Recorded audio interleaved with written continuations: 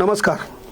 पहा, लक्षात घ्या, इच्छामरण आपल्या भारताचं संविधान एवढं चांगलं आहे कारण भारताचं संविधान काय करते, राज्यघटना कलम 21, राज्यघटना कलम 21 असं सांगतं की तुम्हाला तुमच्या शैलीप्रमाणे, आपल्या भाषेत आपल्या स्टाईलप्रमाणे जीवन जगण्याचा अधिकार आहे. ना तुम्हाला मरण्याचा अधिकार आहे, ना तुम्हाला कोणाला मारण्याचा अधिकार आहे.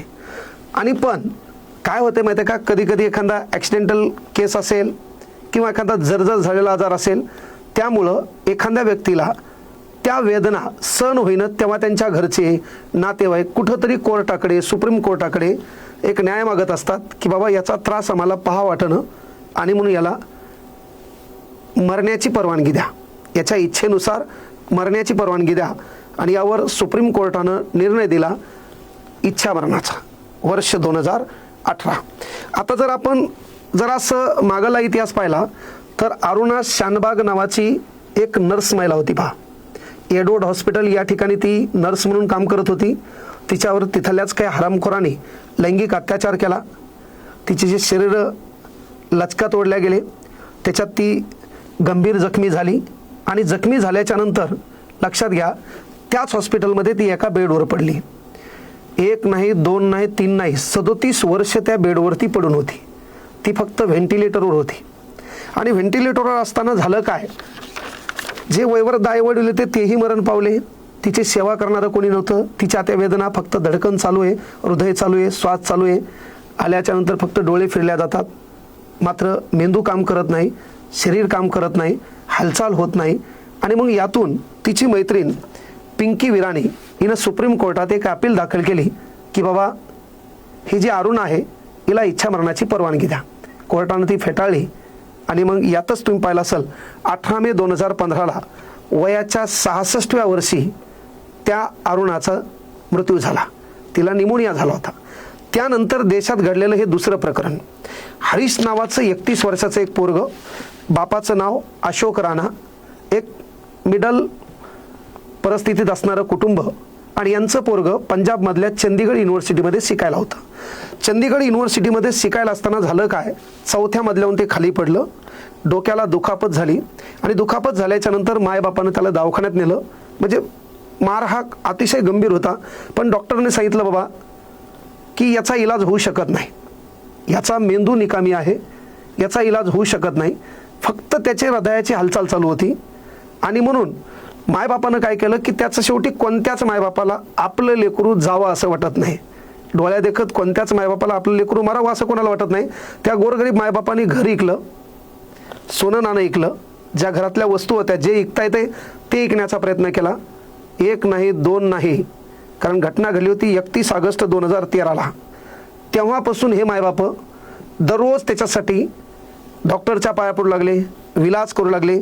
आणि हे करता करता 13 वर्ष ओलांडून गेले. त्या मायबापाला तो त्रास मात्र आता सहन होईना. पोरगं नवखं तरुण पोरग आहे, 31 वर्षाचं पोरग आहे, बेडवर 13 वर्षापासून पडलेले, फक्त डोळ्यांची हालचाल आहे, हृदयाची हालचाल आहे, मेंदू काम करत नाही, तो हालचाल करू शकत नाही, तो कोणाला ओळखू शकत नाही. आणि यातून म्हणून त्यांनी पहिल्यांदा उच्च न्यायालयामध्ये अपील केली इच्छा मरणाची. उच्च न्यायालयाने तो निर्णय फेटाळला. आणि मग सुप्रीम कोर्टामध्ये त्यांनी अपील दाखल केली की बाबा आमच्या मुलाला इच्छा मरणाची परवानगी द्या. पहा, लक्षात घ्या, शेवटी मायबापाने हृदयावर दगड ठेवून आपल्या लेकराला मरण्याची परवानगी द्या हे म्हणण्यासाठी, का तर त्या मायबापाला आपल्या लेकराचा त्रास सहन झाला नाही. म्हणून मायबाप बाळांनो, विनंती आहे तुम्हाला, तुमच्या मायबापाला एवढी काळजी तुमची असती, येणाऱ्या काळात वृद्धप काळात त्यांची परिस्थिती वाईट असेल ना, तर तुमचे हृदय त्याच पद्धतीनं मायबापासाठी हळवं झालं पाहिजे. त्या मायबापाने हृदयावर दगड ठेवला आणि शेवटी ठरवलं की बाबा आमचं जे लेकरू आहे याला मरण्याची परवानगी द्या, कारण याचा त्रास आम्ही पाहू शकत नाही, याला होणाऱ्या वेदना आम्ही पाहू शकत नाही. कारण काय असते माहिती आहे का, माई जेव्हा तुम्हाला एखादी भाजी वाढताना तिच्या बोटाला चटका लागला ना, ती चटका विसरून जाते जेव्हा पोटात ती घास जातो. ती माईची प्रेम असते. कळलं का, बाप स्वतःची बनेल फाटकी घालल, पण ती अंगातल्या नव्या कपड्याचा विचार तो दररोज चलता बोलताना करत असतो, तो बाप असतो. त्या मायबापानं सुप्रीम कोर्टाकडे धाव घेतली आणि आमच्या लेकराला मरण्याची परवानगी द्या. पोरगं 31 वर्षाचं नाव आहे हरीश. आणि शेवटी सुप्रीम कोर्टाने त्या ठिकाणी असणारे जज आहेत न्यायमूर्ती परडीवाला आणि के विश्वनाथन यांनी यावर निर्णय दिला. पण इच्छा मरण एवढं सोपं नसते. पहा, ती माय रडत होती, बाप रडत होती आणि एक नर्स डोक्यावर हात फिरवता फिरवता म्हणत होती, आता शांत व्हा, आहे ना, आम्हाला माफ करा, स्वतःलाही माफ करा. हा जो व्हिडिओ पाहिला तेव्हा अख्खा देश रडला होता. ही गोष्ट साधी नाही. तो आता जाणार आहे. मायबापानं सुप्रीम कोर्टाकडून परमिशन मागितली की आता बाबा याला इच्छा मरणाची परवानगी द्या आणि इथून त्याला एम्स हॉस्पिटलला हलवण्यात आलं. आता पहिली गोष्ट, इच्छा मरण म्हणजे काय हे आपल्याला समजून घेणं गरजेचं आहे. पहा, इच्छा मरण म्हणजे घटना काय करते, राज्यघटना कलम 21 सांगते की या देशातल्या प्रत्येक नागरिकाला जगण्याचा अधिकार आहे. ह्या देशामध्ये मरता येत नाही. तुम्ही इंड्रेल पेऊ द्या, तुम्ही वाचू द्या, पहिल्यांदा पोलीस येते, कोण्या कारणामुळे घेतलं सांग, कयामुळे घेतलं सांग, वाचला तर डबल 2 झपके आणते. का? कारण या देशात जगण्याचं स्वातंत्र्य आहे, ह्या देशात मरण्याचं स्वातंत्र्य नाही. पण कोणावर अशी वाईट वेळ येऊ नये ती वेळ आली 31 वर्षाच्या पोरावर. शेवटी मायबापानं ते परमिशन आणलं आणि मग इच्छा मरण. तर इच्छा मरण याला इथिनेसिया असं म्हणतात. याचे 2 प्रकार पडतात. एक असतं ॲक्टिव्ह, म्हणजे एखाद्याला अतिशय त्रास होतो, वेदना होती, तो त्रास सहन करू शकत नाही, त्या नातेवाईकांनी सुप्रीम कोर्टाकडून परमिशन आणलं की इच्छा मरण. तेव्हा ॲक्टिव्ह म्हणजे काय, तो ज्या साधनामुळे जिवंत आहे ते न वगळता त्याला डायरेक्ट इंजेक्शन देणे, मारून टाकणे, याला म्हणतो आपण ॲक्टिव्ह.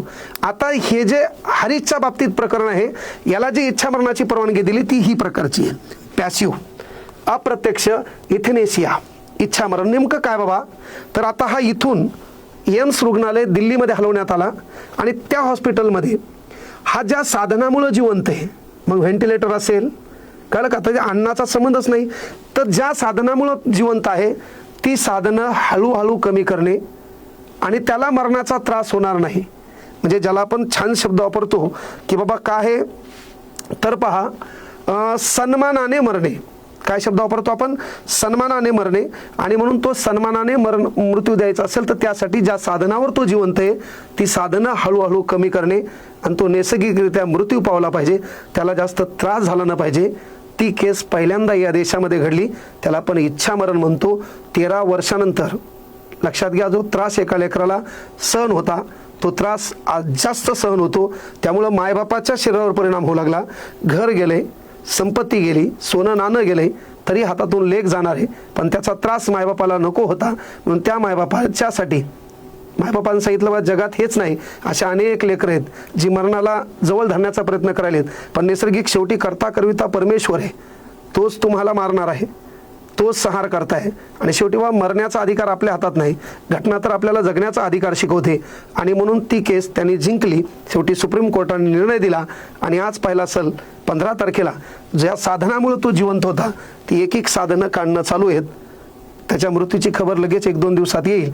मे बी शेवटी ईश्वर आहे, काही होऊ शकते, तो जगू बी शकतो.